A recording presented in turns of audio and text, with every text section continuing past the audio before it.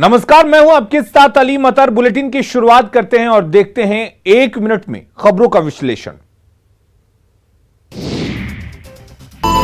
देश आज 75वां स्वतंत्रता दिवस मना रहा है। पीएम मोदी ने दिल्ली के ऐतिहासिक लाल किले से 8वीं बार तिरंगा फहराया। लाल किले पर तिरंगा फहराने से पहले पीएम मोदी ने राजघाट पर राष्ट्रपिता महात्मा गांधी को श्रद्धांजलि भी दी। लाल किले से अपने संबोधन में पीएम मोदी ने आजादी के हीरो को सलाम किया। कोरोना संकट से लेकर अन्य चुनौतियों की बात की। इस दौरान ओलंपिक में भारत के शानदार प्रदर्शन पर खिलाड़ियों को बधाई भी दी। पीएम मोदी ने सभी खिलाड़ियों के लिए तालियां बजवाई। खिलाड़ियों के सम्मान में आइए कुछ पल तालियां बजा करके उनका सम्मान करें। सबका साथ, सबका विकास, सबका विश्वास, सबका प्रयास हमारे हर लक्ष्यों की प्राप्ति के लिए बहुत महत्वपूर्ण है। पीएम ने एक बार फिर से सबका साथ, सबका विकास, सबका विश्वास के साथ सबके प्रयास का नारा दिया। 75वें स्वतंत्रता दिवस के मौके पर मुख्यमंत्री नीतीश कुमार ने पटना के गांधी मैदान में झंडोत्तोलन किया। बिहार के गांधी मैदान में रिकॉर्ड 15वीं बार सीएम नीतीश कुमार ने तिरंगा फहराया है।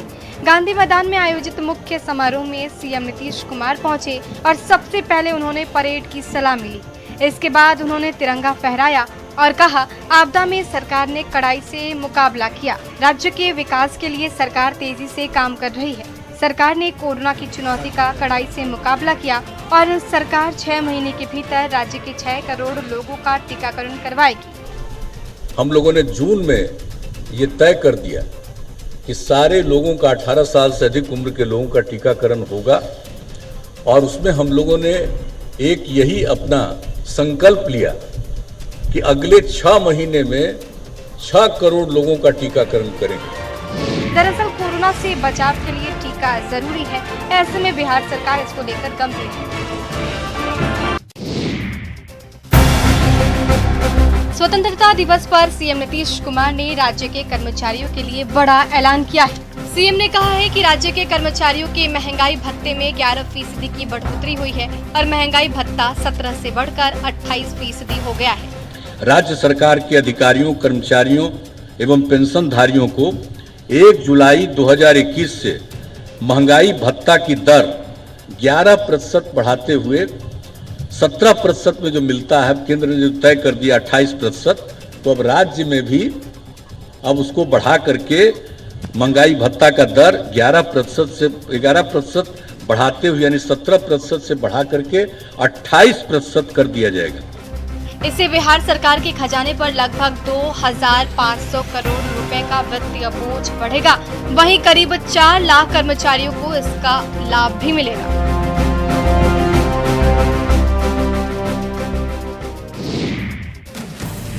सीएम ने कहा कि बिहार में एथेनॉल का निर्माण होगा और इससे किसानों को बहुत फायदा होगा। सीएम ने कहा कि एथेनॉल के उत्पादन के लिए सरकार को करीब 30,000 करोड़ के निवेश का ऑफर मिला है। अब देख लीजिए, एथेनॉल का उत्पादन अब होगा। आप में से कुछ लोगों को याद होगा 2007 में हम नियम बनाए, केंद्र सरकार एग्री नहीं किया। उस समय हम लोग बनवाना चाहते थे एथेनॉल, गन्ना से एथेनॉल के लिए काम करना चाह रहे थे, नहीं माने लोग। और अब केंद्र सरकार ने इसको तय कर लिया है एथेनॉल का इन सब चीजों के लिए। तो हमारे यहाँ तो सबसे ज्यादा गन्ना और मक्का, इससे जो एथेनॉल का होगा तो इसके उत्पादकों को कितना लाभ मिलने वाला है। तो अब देखिए, बिहार में आ गया है इस बार 30,000 करोड़ रुपए का निवेश का आ गया है प्रस्ताव। बिहार में फिलहाल 12 करोड़ लीटर इथेनॉल का उत्पादन हो रहा है और इससे 50 करोड़ लीटर का लक्ष्य है।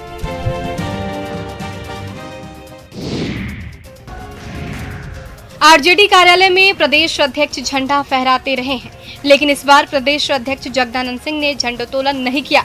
दरअसल स्वतंत्रता दिवस के मौके पर प्रदेश अध्यक्ष जगदानंद सिंह को ही पार्टी कार्यालय में तिरंगा फहराना था।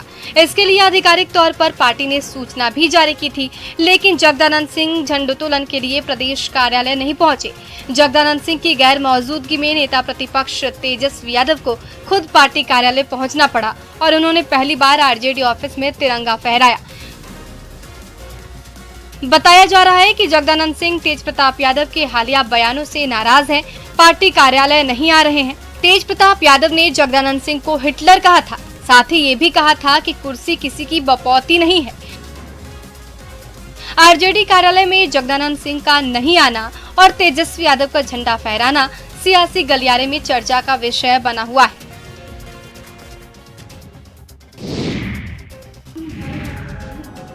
रांची के मोरहाबादी मैदान में मुख्य समारोह का आयोजन किया गया। सीएम हेमंत सोरेन ने ध्वजारोहण किया। इसके बाद सीएम ने जनता को भी संबोधित किया। सीएम ने कहा कि राज्य में विकास को गति देने के लिए कई नीतियां बनाई जा रही है। साथ ही सीएम ने कोरोना की तीसरी लहर की आशंका को लेकर लोगों से सतर्क रहने की अपील की। स्वास्थ्य विशेषज्ञों द्वारा कोरोना महामारी की संभावित तीसरी लहर के बारे में बार बार आगाह किया जा रहा है। यह भी याद रखना है कि कोरोना महामारी का खतरा अभी टला नहीं है। मैं झारखंड वासियों से यह अपील करता हूं कि कोरोना महामारी के प्रति बिल्कुल भी लापरवाही ना बरतें, कोरोना गाइडलाइन का पालन करें, मास्क जरूर पहनें और 2 गज की दूरी मानदंड का पालन करें। सीएम ने साथ ही मुख्यमंत्री विशेष छात्रवृत्ति योजना की शुरुआत भी की।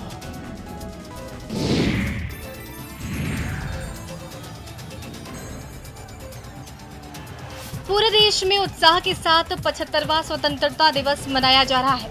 वहीं बाघा बॉर्डर के बाद पूर्णिया देश की दूसरी ऐसी जगह है जहां मध्य रात्रि में तिरंगा फहराया जाता है। आजादी के साल 1947 से लगातार हर साल पूर्णिया के भट्टा बाजार स्थित झंडा चौक पर रात के 12:01 पर राष्ट्रीय ध्वज फहराया जाता है।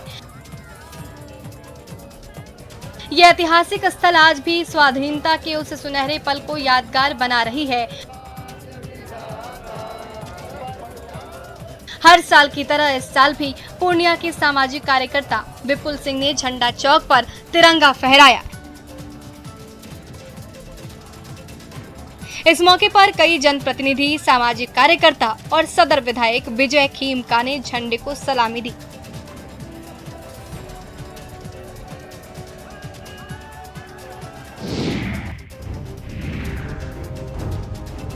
लगातार बारिश की वजह से नदियां उफान पर है।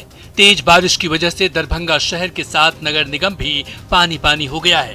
शहर में कई जगह सड़कों पर पानी है तो मोहल्लों में भी जल जमाव है। जल जमाव से शहर को निजात दिलाने की जिम्मेवारी निगम पर है, लेकिन निगम कार्यालय के पास भी पानी जमा है। जब भी बारिश होती है सड़क और नालों में कोई अंतर नहीं रहता। लोग इसी पानी के बीच आने जाने को मजबूर रहते हैं। दरभंगा के कई इलाकों में बाढ़ और बारिश का असर देखा जा रहा है। कुशेश्वर स्थान भी बाढ़ग्रस्त है, लेकिन स्वतंत्रता दिवस पर यहां लोगों में उत्साह देखा गया।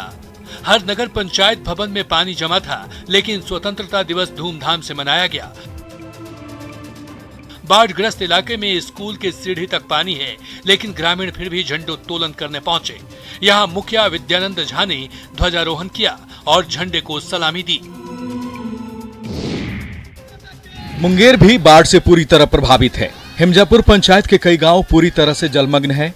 कई लोगों के घरों में बाढ़ का पानी प्रवेश कर गया है, लेकिन यहाँ के लोगों में स्वतंत्रता दिवस का उत्साह कम नहीं हुआ।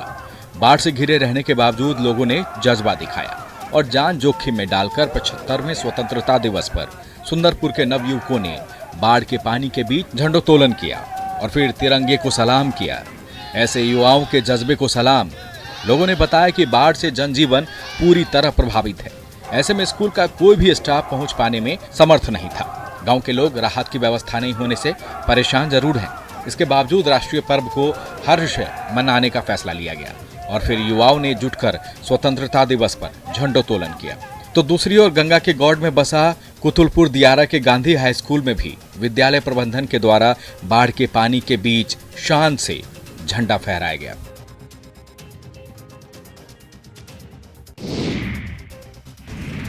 गंगा नदी के जलस्तर में लगातार वृद्धि हो रही है। इसके चलते बिहार के कई जिले बाढ़ से प्रभावित हैं। पटना के कई ऐसे क्षेत्र भी हैं जहां सैकड़ों घर पानी में डूब गए, हजारों लोग बेघर हो गए। राजधानी पटना में गंगा पाथवे पर पानी भरा है। एनआईटी घाट और गंगा घाट पर स्थित मंदिर डूब गए हैं। पानी सड़क पर आ गया है। पानी भरने के चलते जिला प्रशासन ने गांधी घाट और NIT घाट को पूरी तरह सील कर दिया है। घाट पर लोगों को जाने से रोकने के लिए पुलिस के जवानों को तैनात किया गया है।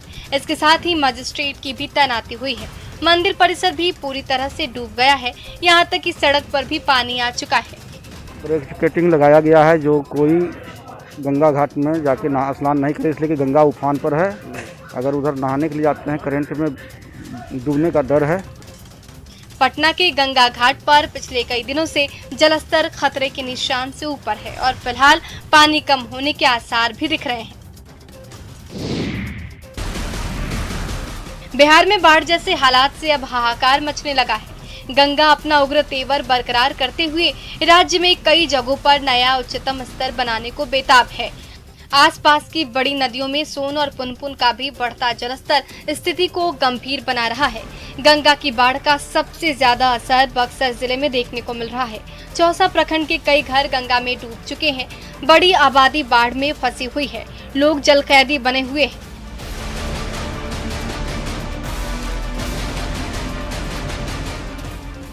बक्सर कोचस स्टेट हाईवे पर भी लगभग 1 फुट पानी चढ़ गया है। बिहार के गंगा किनारे के जिलों के लिए राहत देने वाली खबर है कि उत्तर प्रदेश के इलाहाबाद में गंगा का जलस्तर घटने लगा है। ऐसे में उम्मीद जताई जा रही है कि अगर बारिश नहीं हुई तो 1 से 2 दिन में पानी कम होगा।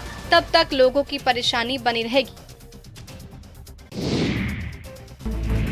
छपरा में बाढ़ से हालात लगातार बिगड़ रहे हैं। सरकारी आंकड़ों के मुताबिक जिले के 40 गांव बाढ़ से बुरी तरह से प्रभावित हैं।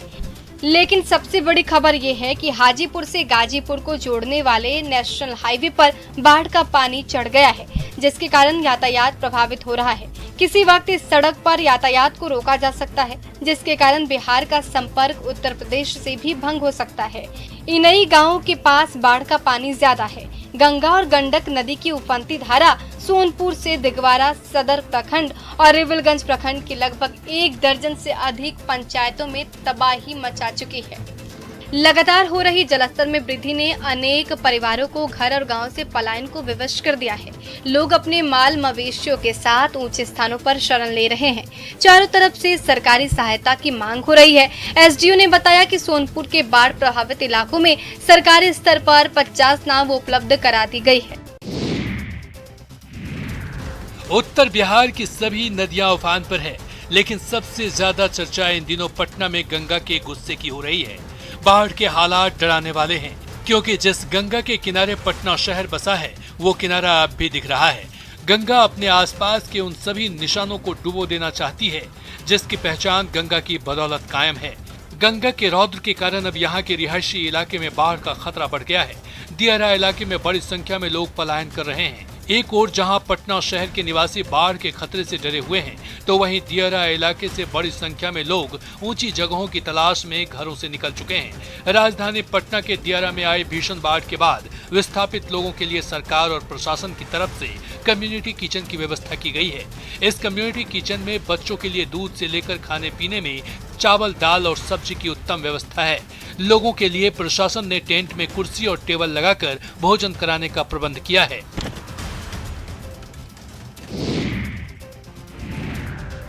जलस्तर बढ़ने के साथ बाढ़ प्रभावित इलाकों की भी संख्या बढ़ रही है।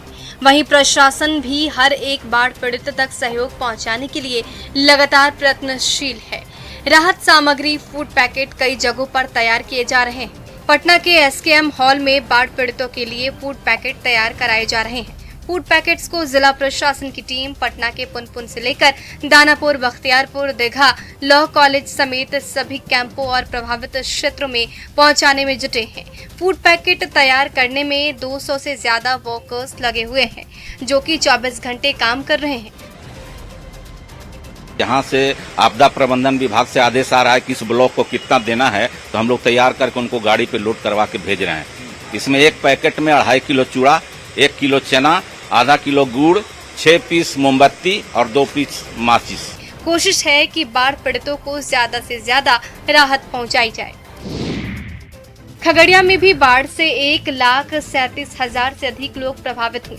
बाढ़ पीड़ितों को राहत पहुंचाने के लिए जिला प्रशासन लगातार काम कर रही है। राहत कार्य पहुंचाने के लिए जिला आपदा प्रबंधन विभाग ने बापू मध्य विद्यालय में सूखा राशन पैकेजिंग कैंप चलाया है, जहां से हर दिन 3000 से ज्यादा पैकेट तैयार किए जा रहे हैं। तैयार पैकेट को हर दिन प्रभावित इलाकों में भेजा जा रहा है। दिन रात पैकेजिंग का काम चल रहा है। कोशिश है कि बाढ़ पीड़ितों तक समय से राहत सामग्री पहुंच जाए। प्रत्येक पैकेट में चूड़ा, गुड़ और चीनी, नमक का पैकेट, चना, मोमबत्ती और माचिस दिया गया है। जिला के जैसे कि पता 7 अंचल प्रभावित हैं, वहाँ के लिए यहाँ से फूड पैकेट भेजा जाता है और उसकी तैयारी हम लोग पूरी कर लिए हैं। मोटा मोटी हमारा 3000 पैकेट एक दिन में 24 घंटे में हम लोग रात दिन मेहनत करके तैयार कर लेते हैं। खगड़िया में बाढ़ से 1 लाख से ज्यादा की आबादी प्रभावित है। सभी लोगों के बीच सूखा राशन का वितरण भी किया जा रहा है। मुंगेर सदर अंचल में अब तक 5000 से अधिक बाढ़ प्रभावित लोगों को राहत केंद्र पर पहुंचाया जा चुका है। सिर्फ अमरपुर राहत केंद्र पर अभी 2000 लोग रह रहे हैं, जहां डीएम खुद ही जायजा लेने पहुंचे। डीएम ने बाढ़ पीड़ितों को दी जा रही सुविधाओं के संबंध में जानकारी ली। बाढ़ पीड़ितों के लिए मुंगेर के सदर प्रखंड के सीताकुंड उच्च विद्यालय, नवागढ़ी मध्य विद्यालय और लखीसराय सीमा पार अमरपुर में किचन शुरू कर दिया गया है। गंगा का पानी गाँव में प्रवेश करने के बाद NH के नजदीक पहुंच गया है। हर तरफ लोग परेशान हैं। ऐसे में पीड़ितों की सहायता के लिए जिला प्रशासन ने भी ताकत झोंक दी है।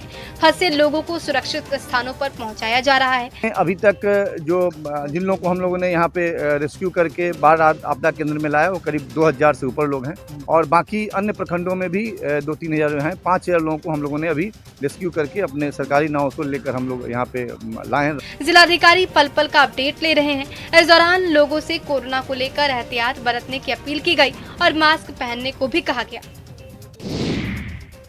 खबरें लगातार जारी हैं। आप बने रहिए न्यूज़ 18 बिहार झारखंड के साथ।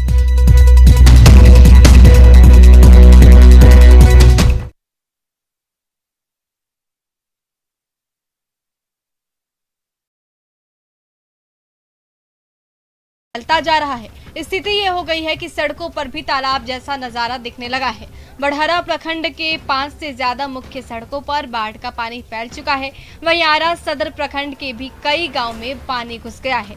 अगर गंगा के जलस्तर में ऐसी ही वृद्धि होती रही तो जल्द ही बाढ़ का पानी आरा शहर के निचले हिस्से में भी फैल जाएगा।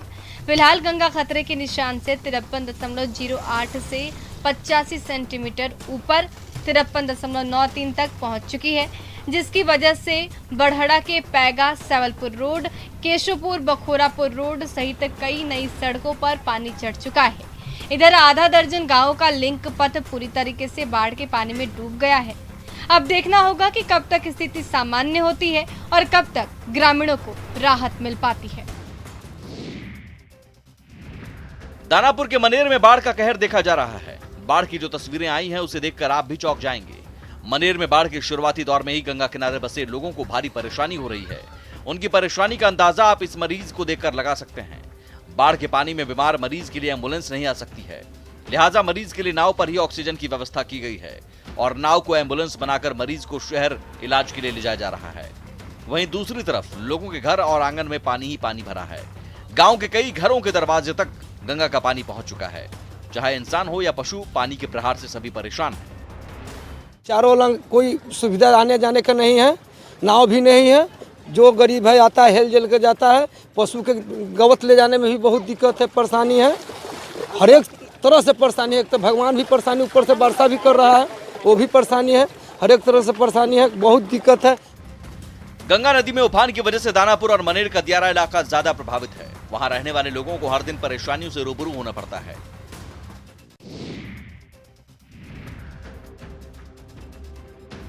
खगड़िया में गंगा नदी खतरे के निशान से ऊपर बह रही है, जिसके कारण गोगरी प्रखंड में इटहरी पंचायत के रामपुर से भुरिया दियारा जाने वाली सड़क पर बाढ़ का पानी आ गया है। सड़क पर पानी आ जाने के चलते यातायात व्यवस्था प्रभावित हुई है। हैरानी की बात यह है कि पिछले 2 साल से यहां का पुल क्षतिग्रस्त है, लेकिन कोई भी इसे ठीक करने का सुध नहीं देता।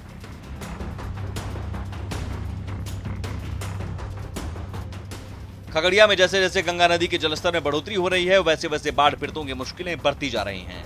मुरकाही गांव में बाढ़ से लोग प्रभावित हैं। ऐसे में लोगों को आने जाने के लिए नाव ही एकमात्र सहारा है। बाढ़ पीड़ितों को रहने, सोने, खाने पीने की समस्या के साथ साथ बीमारों में इलाज को लेकर भी परेशानी हो रही है।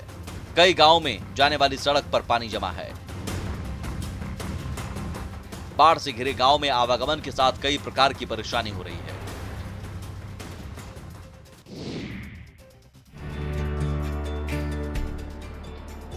सीतामढ़ी सदर अस्पताल में करोड़ों की लागत से बनाए गए नवनिर्मित 100 बिस्तरों वाला मातृ शिशु अस्पताल, RT-PCR लैब और ANM प्रशिक्षण संस्थान सह छात्रावास का मंगलवार को मुख्यमंत्री नीतीश कुमार ने वर्चुअल माध्यम से उद्घाटन किया। एक तरफ मुख्यमंत्री नीतीश कुमार अस्पताल का उद्घाटन कर रहे थे, तो वहीं दूसरी ओर अस्पताल के नए ऑपरेशन थिएटर में प्रसव के लिए भर्ती कराई गई एक महिला शल्य क्रिया से गुजर रही थी।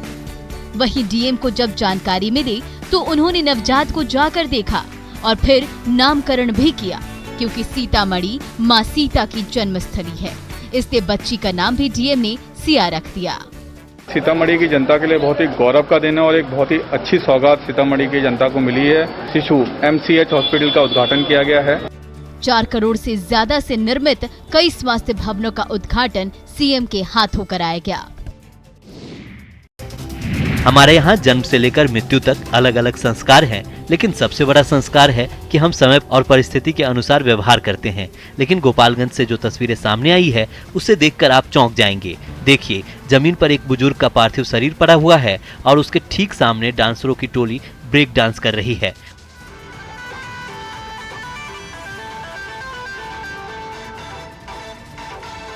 मौत के बाद भी डीजे पर भोजपुरी गाने का कानफोड़ शोर जारी है और उसकी धुन पर 2-2 डांसर ठुमके लगाए जा रहे हैं। सोशल मीडिया पर तेजी से वायरल हो रहा ये वीडियो कटैया बाजार का है। घर के बुजुर्ग की मौत हुई है, मौका मातम का है, लेकिन किसी के चेहरे पर न तो शोक और न हमेशा के लिए खोने वाले। लेकिन सावधान, सैलाब के पानी में ये धमाचौकड़ी इन नौनिहालों की जिंदगी पर भारी पड़ सकती है। 4 दिन चल रहा है। पानी में तैर रहे हो, डर नहीं लगता है? डर लगता है। तब तैरना जानती हो? पिछले 1 सप्ताह के दौरान जब से गंगा नदी का पानी तेजी से बढ़ा है, तब से छपरा के गांव और मोहल्लों में भारी तबाही मची है। तबाही के उसी सैलाब ने जब जनजीवन की रफ्तार रोकी, तो ये नन्हे मुन्हे बच्चे पल भर की मौज मस्ती के लिए उसी उफनती धारा में कूद पड़े और कभी गोते लगाने लगे तो कभी तैराक बनकर कलाबाजी करने लगे। नदियों में उफान की वजह से कई जिले बाढ़ से प्रभावित हैं। मुंगेर के कई इलाके भी बाढ़ के पानी की चपेट में हैं। लोगों की परेशानी बढ़ी हुई है, लेकिन इस बीच लोग पानी में स्टंट करते भी नजर आ रहे हैं। मुंगेर के मोहली गांव से ये तस्वीरें आई हैं, जहां बच्चे बिजली के पोल पर चढ़कर खतरनाक स्टंट कर रहे हैं। इन बच्चों को कोई रोकने वाला तक नहीं है। ग्रामीणों का कहना है कि गांव में सालों से बिजली का पोल लगा है, लेकिन तारों में बिजली नहीं आ रही है, इसलिए बच्चे बाढ़ के दौरान पोल पर स्टंट करते हैं। आप तस्वीरों में भी देख सकते हैं कैसे बच्चे पोल पर चढ़ रहे हैं और तार से झूल रहे हैं। नीचे पानी की तेज धार चल रही है। झूलते हैं, नहाते हैं, उस पोल पर चढ़ते हैं, कूदते भी हैं। दो पोल गंगाजी में चले गए कट के। कितना पोल गंगाजी में चला गया था, कितना ट्रांसफार्मर भी चला गया गंगाजी। अच्छे बच्चे कूदते तो उनको मना आप लोग नहीं कहते हैं? मना जो रहेगा वही मना करेगा, बच्चा को कौन मना कर सकता है। बच्चों का ये खेल रोमांचकारी जरूर है, लेकिन ये लापरवाही बेहद खतरनाक है। अभिभावकों को चाहिए कि वो बच्चों को ऐसा करने से रोकें। मुंगेर और छपरा में बच्चे जानलेवा स्टंट करते नजर आए, तो पटना से भी तस्वीरें डराने वाली ही हैं, जहां गंगा नदी की धार तेज है। पानी का प्रवाह ऐसा है कि उसमें जाने का मतलब है खतरे को निमंत्रण देना, लेकिन फिर भी कुछ लोग उफनाई नदी की धार में गोते लगाते दिख रहे हैं। धार के बीच हाथ पैर मार रहे हैं, ये जानते हुए कि धारा के बीच आने के बाद बचने की उम्मीद न के बराबर है। गंगा के बीच धारा में तो तैराकी हो ही रही है, कई घाटों पर पानी पहुंच चुका है, लेकिन जलमग्न घाटों के बीच ये स्नान करने वाले पहुंच रहे हैं। वहां मौजूद पटना पुलिस के जवान बार बार हिदायत दे रहे हैं, फिर भी इन लोगों पर इसकी सुनवाई नहीं हो रही है। रोक रखा है सर, लेकिन हम जान वहाँ नहीं न देते हैं। हमारा परिस्थिति देख लीजिए, हम डूब रहे हैं, तो उससे अच्छा नहीं है कि यहाँ रहेंगे, डूब न रहे हैं सर। ये हाल तब है जब जलस्तर में बढ़ोतरी के बाद गंगा के घाटों पर जाने की मनाही है। गंगा नदी दानापुर से लेकर दीदारगंज तक उफान पर है। हर दिन जलस्तर में वृद्धि दर्ज की जा रही है, लेकिन ये सनकी मानने को तैयार नहीं है। समस्तीपुर में पटोरी अनुमंडल के मोहनपुर प्रखंड में गंगा का रौद्र रूप लोगों को डरा रहा है। हजारों एकड़ में लगी फसल पूरी तरह से बर्बाद हो चुकी है। लोगों के घर तक पानी पहुंचने लगा है। कई गांवों का सड़क संपर्क जिला मुख्यालय से टूट गया है। लोग जान जोखिम में डालकर आवाजाही कर रहे हैं। मोहनपुर प्रखंड के दक्षिणी डुंगरी पंचायत के चपरा गांव के वार्ड 9 से लेकर 13 तक में बाढ़ का पानी है। बाढ़ की स्थिति नियंत्रण में अवश्य है, लेकिन लोगों की चिंता बढ़ने लगी है। गांव-गांव में बाढ़ का पानी प्रवेश कर चुका है, जिसकी जद में कई दलित बस्ती भी आ चुकी है। तो गंगा किनारे अवस्थित पंचायतों के निचले हिस्से खेती हर भूमि पर पानी दस्तक दे चुकी है। जलस्तर की वृद्धि का सिलसिला जारी रहा तो बाढ़ की स्थिति गंभीर बन जाएगी। कई पंचायतें ऐसे हैं जिन्हें जोड़ने वाली पथों पर गंगा और वाया नदी का पानी चढ़ गया है, जिससे यातायात पूर्णतः बाधित है।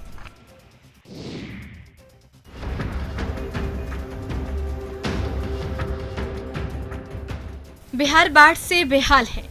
अलग अलग हिस्से से आई दर्दनाक तस्वीरें दिल को झकझोर रही हैं। इसी बीच सिवान से भी एक भयावह तस्वीर सामने आई, जहां अचानक नहर का बांध टूटने से 2 गांवों में पानी घुस गया। घटना नौतन थाना क्षेत्र के भुलौली मोड़ के पास की है, जहां अचानक नहर का बांध टूटने से 2 गांव नौतन और रामगढ़ में पानी घुस गया, जिससे लोगों को काफी परेशानी हो रही है। गाँव में कमर तक पानी घुस गया है। देखते ही देखते पूरा गांव झील में तब्दील हो गया। बताया जा रहा है कि सुनावल गुठनी नहर अचानक गुठनी के भुलौनी मोड़ के पास टूट गया। बताया जा रहा है कि केवड़ा के पास मछली मारने को लेकर पानी रोका गया, तो पानी के दबाव के कारण नहर का बांध टूट गया। अब देखना होगा कि कब तक मरम्मत का कार्य होता है और कब तक ग्रामीण राहत की सांस ले पाते हैं।